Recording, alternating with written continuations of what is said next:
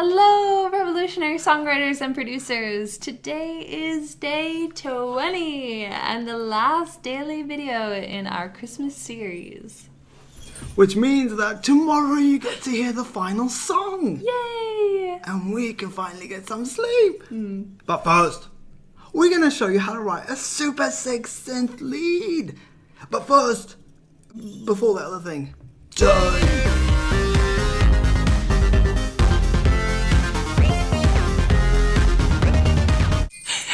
Gateway harmony here. Welcome to the Hack Music Theory Revolution, where we empower you with notation-free theory for making great music.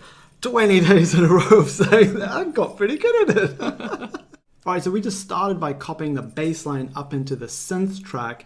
And by the way, if you missed how we wrote the bass line, check out day 18's video, how to write an EDM bass line, because this is what we did.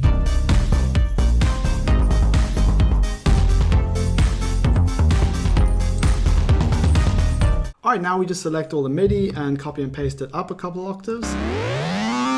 And unmute. And we get this.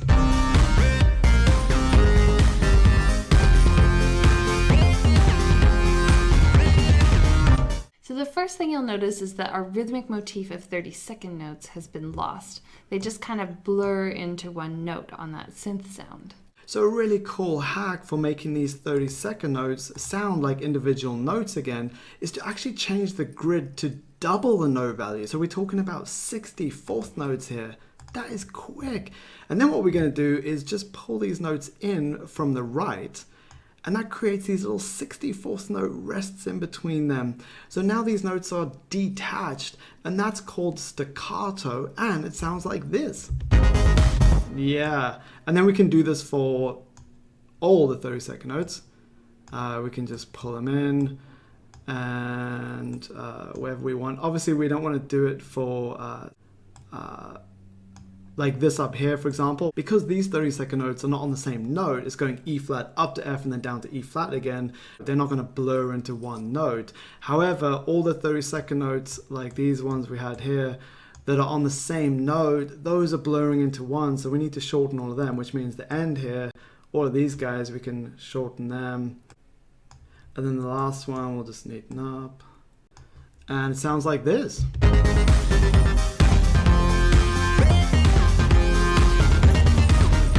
As you listen to that, I'm sure you also noticed how boring these long notes on F are now sounding. So we started by cutting the first one in half, and then using our 30-second note motif over the second half. So cut them up, and then change the grid back to 64th notes and shorten them. Then we cut the second F in the same place, which only left space for two 30-second notes. Exactly, so we just did the same thing and then shorten them by a 64th. And then when we listen to this, like, oh, that's cool. That's a little tweak on our motif. 2 on the F and 2 on the E flat. So we were like, hey, let's do that over here too. So we did 2 on the F and then we actually pulled these 2 down to the E flat. So now we've got that really cool motif of 1-1 down to the flat 7, flat 7. We've got that up here as well. And that's going to sound amazing. Check this out. Yeah. And then we just extended this guy back to a 30-second note so he can flow nicely into his friends up there. That kind of smooths out that big jump. Next up, we wanted to make the most out of that non-diatonic F major chord moving to the diatonic F minor chord. So we moved the first F up to the major third, which is A, and then we moved the second F up to the minor third, which is A flat. Yeah, because the third note in a chord determines whether it's major or minor. So by playing or singing that third note in your melody, you're emphasizing the happy sound of a major chord and the sad sound of a minor chord. So by having this major third back to back with the minor third, you're really going to notice the difference. Check this out.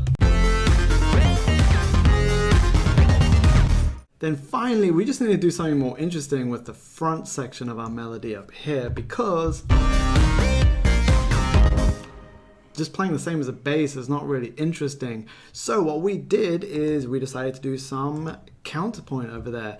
So the bass line is starting low, going up, and then coming down again. So we were like, well, let's counter that to really create that musical depth. So when the bass is playing C, which is the 1, we're going to harmonize that with the 2. And then when the bass is playing the flat 3, we're going to harmonize that with a 1. And we're countering. So the bass is going up, we're coming down. Then bass keeps going up, so we're going to keep going down. The bass is playing this 1 over here. So we're going to go down to a flat 3. And then the bass comes down to a flat 7, so we're going to go up to a 5.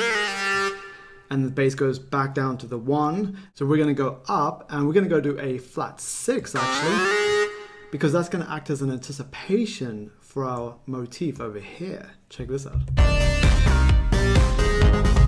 Okay, then the last thing is obviously we just need to extend these because we want this to be nice and flowing to contrast the bass again. And we're done. By the way, if you have an average melody that you'd love to turn into an amazing melody, then use the melody checklist in our songwriting and producing PDF. The link is below.